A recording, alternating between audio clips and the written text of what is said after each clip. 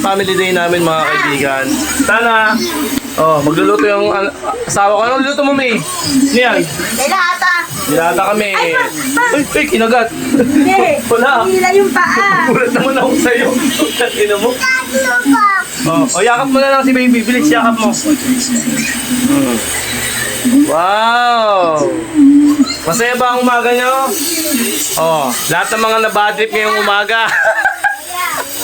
Lahat ng mga bad trip ngayong linggo. Lahat ng mga may topak ngayong linggo. Shout out sa inyo.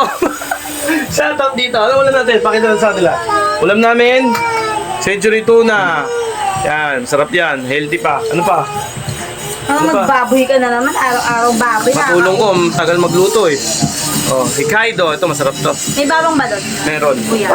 Bawang. Meron si bawang lang. Okay na yun. Ito ng suso. Maling. Ika, papakita ko. Wait lang. Kung mamadali ka ba? Oo, Maling. Ay, di. Gago. Sinasakan. Maling. Wag! Alright. Tingnan mo lang yung sinasakan. Good vibes na tayo mga kaibigan ngayong umaga. At... Uy! Huwag mong ganunin! Teka lang. So, ayun. Nagulpi ko yun, yung pangalawa sa bunso. Kasi nga, mali siya. Di ba? Mali yung ginawa niya. Nabigla ako eh. Ganun talaga yung mga magulang kapag nabibigla. Hindi. Siyempre, ngayong linggo, araw ng mga pamilya, araw ng family day. Dito ka, Polo. Dito ka. Gagalit ako. Baba ka dito. Habang nagbablog tayo, nag-aalaga tayo kasi nagluluto yung isa ron. Maiba tayo. Siyempre, yung mga anak natin, gusto natin yan ituwid sa kanilang pagkakamali. Kumbaga gagabayan natin ang tama. Diba? Ganun naman talaga ang mga magulang eh. Kapag mali yung anak nyo, itama natin. Kasi dumaan tayo sa senaryong yung naging bata rin tayo. Akala natin pinaghihigpitan tayo, pinagmamalupitan tayo ng mga magulang natin. Ngayon umikot ang mundo, na-realize na natin. Naintindihan na natin. Na ano na natin, kumbaga naunawaan na natin. Ay, ganun pala, no? Akala ko, di ba ganun nga? Dumaan tayo sa sistemang matigas ang ulo natin. Hindi natin iniintindi yung mga sinasabi ng mga magulang natin. Which is, tama lahat. Tama lahat ng mga sinabi.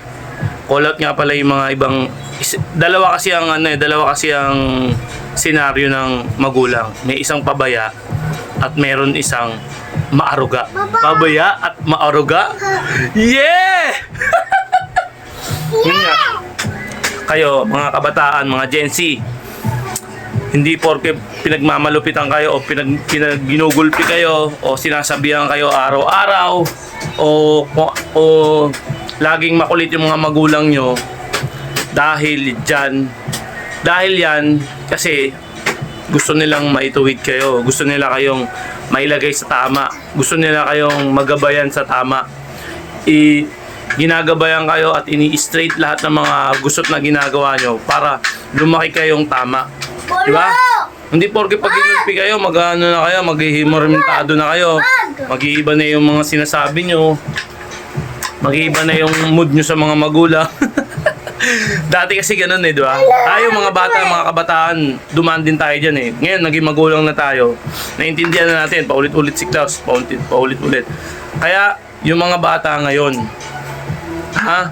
walang magulang ang naglagay sa alanganin.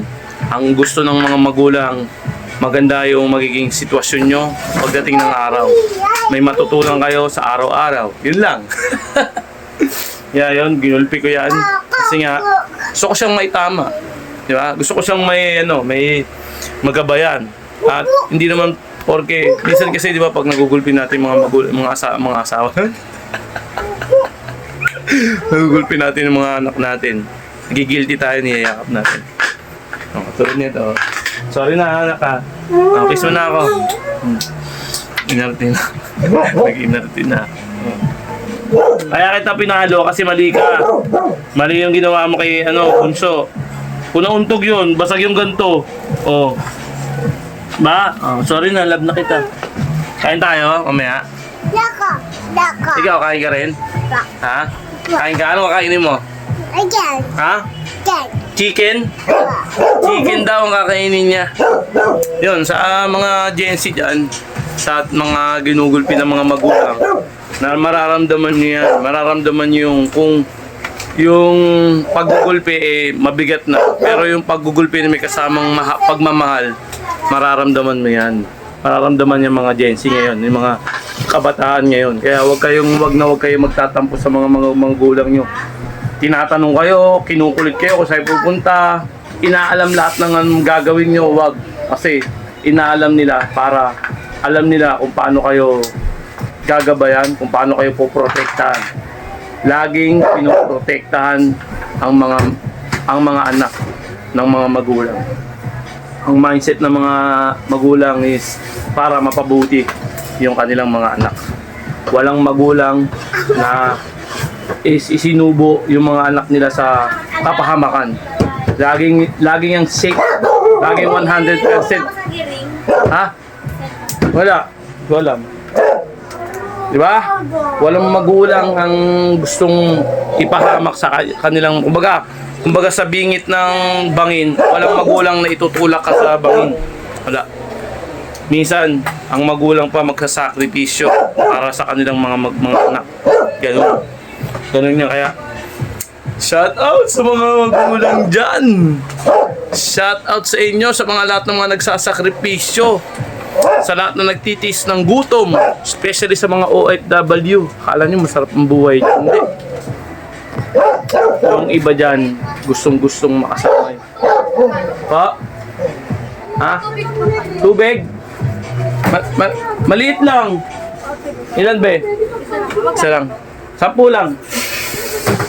Isa lang ha. Ito mga classmate ko ng anak ko eh. Ilan ba? Ilan? Isa lang.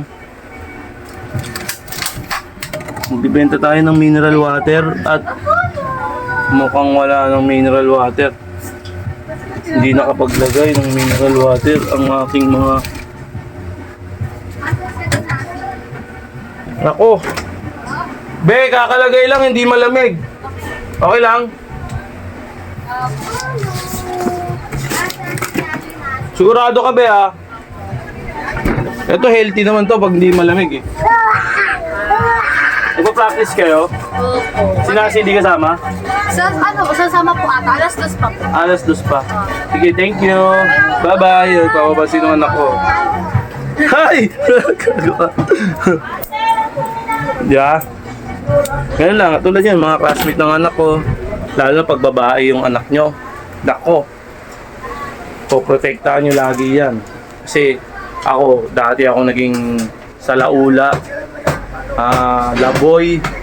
Dati akong suwail na anak. Naamin ko yan. Dati akong maparkada. Dati akong kung saan pumupunta. Basta sabihin na natin makulit na bata ako. At matigas ang ulo. Ganun ako.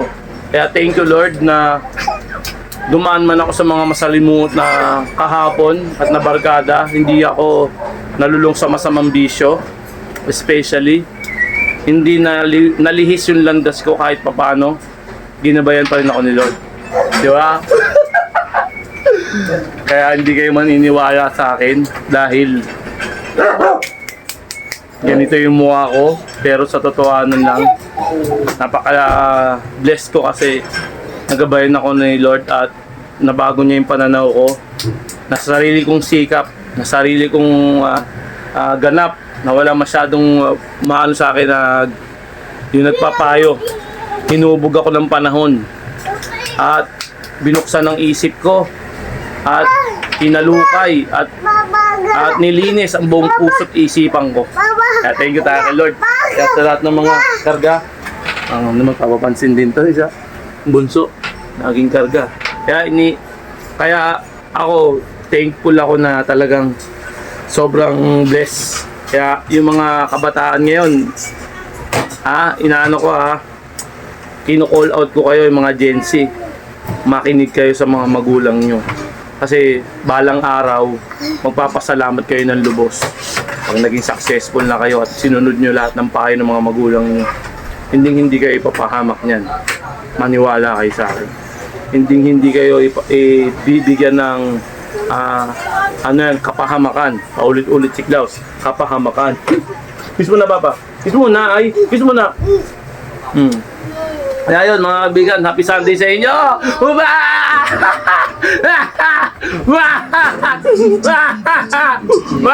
Bye-bye! Bye-bye na!